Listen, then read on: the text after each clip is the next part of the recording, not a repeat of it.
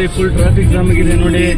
ಎಷ್ಟು ಜಾಮ್ ಆಗಿದೆ ಅಂತಂತಂದ್ರೆ ಗಾಡಿಗಳೇ ಮೂವ್ ಆಗ್ತಾ ಇಲ್ಲ, ಜಾಸ್ತಿ ಟ್ರಾಫಿಕ್ ಆಗಿದೆ ಫ್ರೆಂಡ್ಸ್. ಎಲ್ಲ ಹಾಸನ ಕಡೆ ಹೋಗೋರು ಮತ್ತೆ ಮಂಗಳೂರು ಕಡೆ ಹೋಗೋರೆಲ್ಲ ಫುಲ್ಲು ಇವಾಗ ವೀಕೆಂಡ್ ಆಗಿದೆ, ಅದಕ್ಕೋಸ್ಕರ ಎಲ್ಲರೂ ಟ್ರಿಪ್ ಹೋಗ್ತಾ ಇದ್ದಾರೆ. 3 ದಿನ 4 ದಿನ ದೀಪಾವಳಿಗೆ ರಜೆ ಇರೋ ಕಾರಣ ಟೋಲೆಲ್ಲ ಫುಲ್ ಜಾಮ್ ಆಗಿದೆ. ಓಕೆ ಫ್ರೆಂಡ್ಸ್,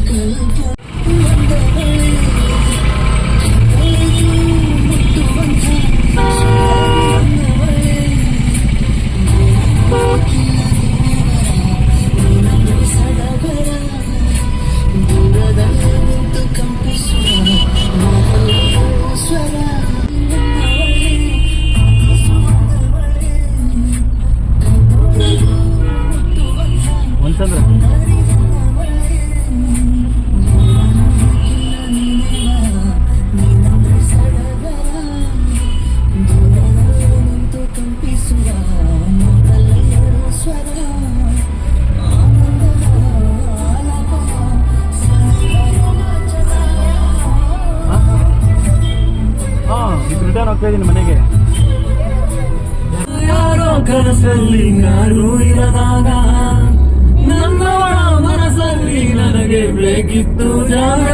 ಹೃದಯ ಮೌನ ಕಾಯುವಾಗ ಯಾಕೂ ಹೇಗೆ ಮುಳುಗಿ ಹೋದೆ ನೀನೇ ಸಿಕ್ಕ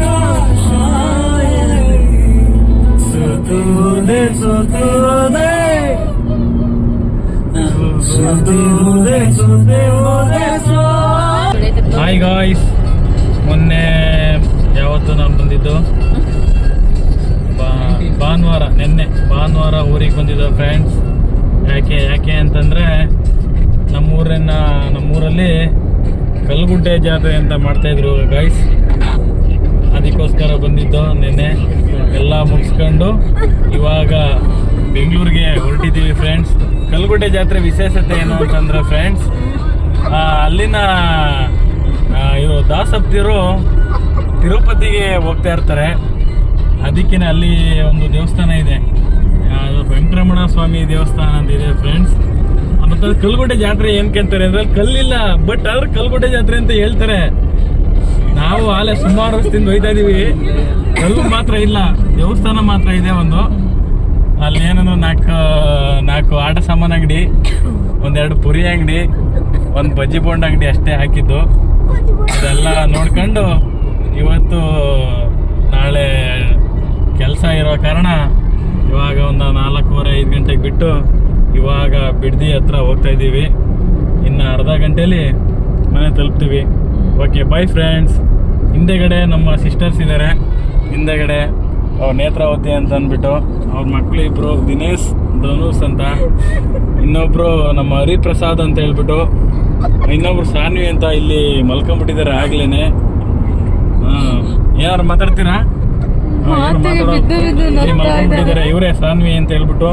ಯಾಕೊಂದು ನಿದ್ದೆ ಬಂದು ಮಲ್ಕೊಂಡ್ಬಿಟ್ಟಿದ್ದಾರೆ. ಇವರು ನಮ್ಮ ಪಕ್ಕದಲ್ಲೂ ನಮ್ಮ ವೈಫ್ ಕೂತಿದ್ದಾರೆ, ರಶ್ಮಿತಾ ಅಂತ ಹೇಳ್ಬಿಟ್ಟು. ಓಕೆ, ಅವ್ರೇನು ಮಾತಾಡಲ್ಲ ಅಂತ ಇದ್ದಾರೆ. Okay bye friends.